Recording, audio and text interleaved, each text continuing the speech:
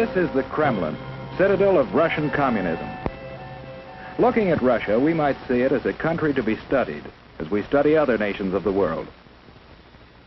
Yet we know that Russia today is regarded as a grave threat to our nation, to our freedom, to the peace of the world. Why so? What makes it a threat? Looking closer, we see a clue. Public display of giant portraits of communist leaders. These leaders, by their actions, have caused the world to stand guard. Here, in Russia, you see the reason why so many nations are building up their defenses. Here, in Russia, you see the reason why we are spending billions of dollars in defense production, why your family is paying the highest taxes in our history. The leaders of Russia tell us their only concern is the defense of their own nation. Is this so? Or are they ambitious for world conquest? Question. A question of communism. Ever hear of Karl Marx? In his mind, communism was born more than 100 years ago. He looked at the world and saw men as divided into two classes, workers and capitalists. In the Communist Manifesto, he called upon the workers, the proletarians, to rise up and overthrow their capitalistic masters. He cried, "The proletarians have nothing to lose but their chains. They have a world to win. Working men of all countries, unite." This was the promise and the challenge of communism. In Russia, the Tsar was the government. To support the wealthy aristocracy, millions of peasants toiled in virtual slavery. The Cossacks, dreaded police of the Tsar, enforced tyrannical laws. Here was fertile ground for the ideas of communism. For here, indeed, the people had nothing to lose but their chains, the chains of the imperial government. In 1914, the Tsar sent his troops into the war that swept Europe. For more than 2 years they fought. While at home, people suffered from shortages, brought about the despotism and corruption of the imperial government. The people grew rebellious. Only a strong army could sustain the Tsar in power. But revolution was preached on the battlefield, too, to an army broken with corruption. Inevitably, the Russian army surrendered. And with the defeated army returning under the banners of revolution, the imperial government fell and revolution reigned. The chains were broken, and in violence was born the government of the proletarians.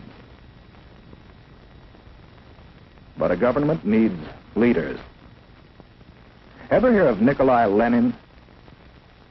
He was the first leader of communist Russia. Leon Trotsky was another. Lenin lived but a few years, and out of the vicious struggle for power that followed his death, Joseph Stalin emerged as undisputed leader. Here was a new face, but in the background was an old one, Karl Marx. He established the ultimate aim of communism as world revolution.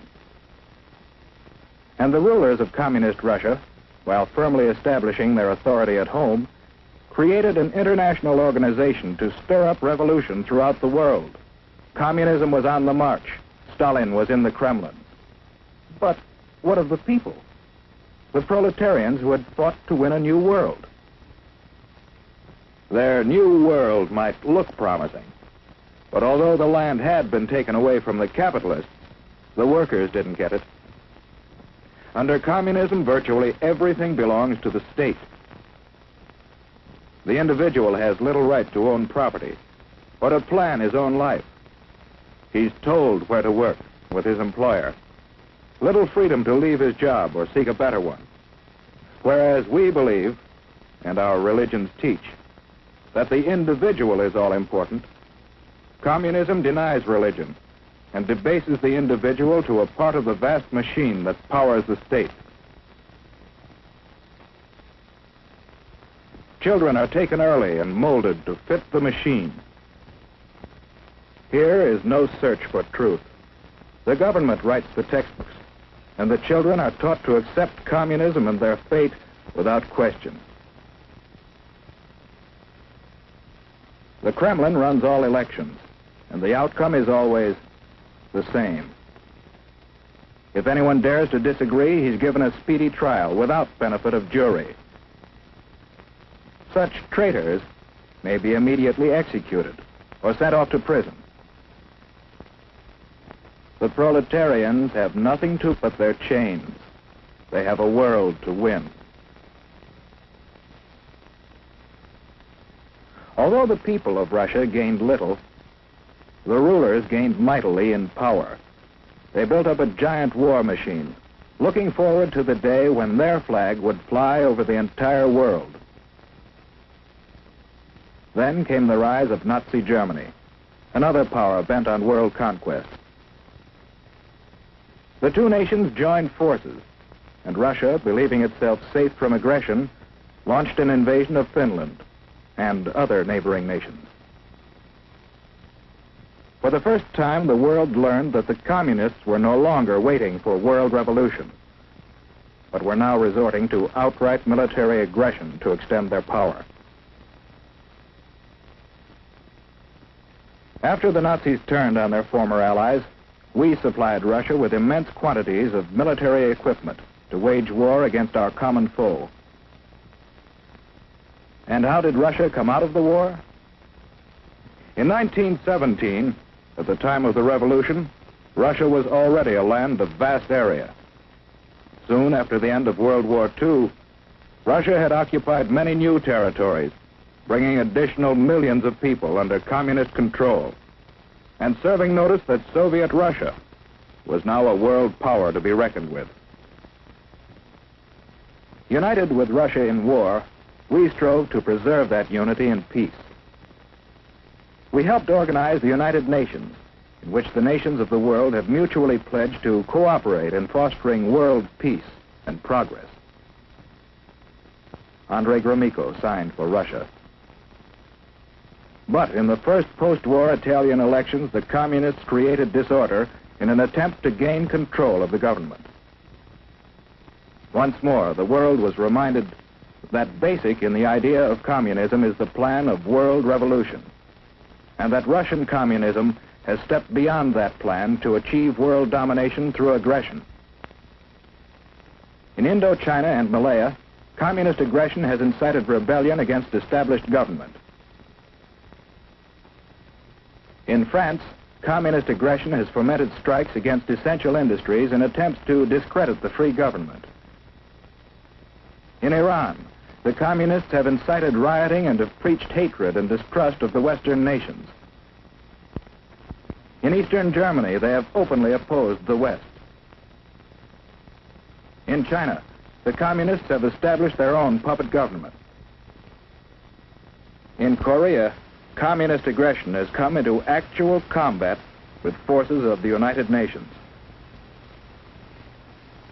And with the most deadly of all weapons available to the Russians, no peoples in the world can feel secure against this aggression.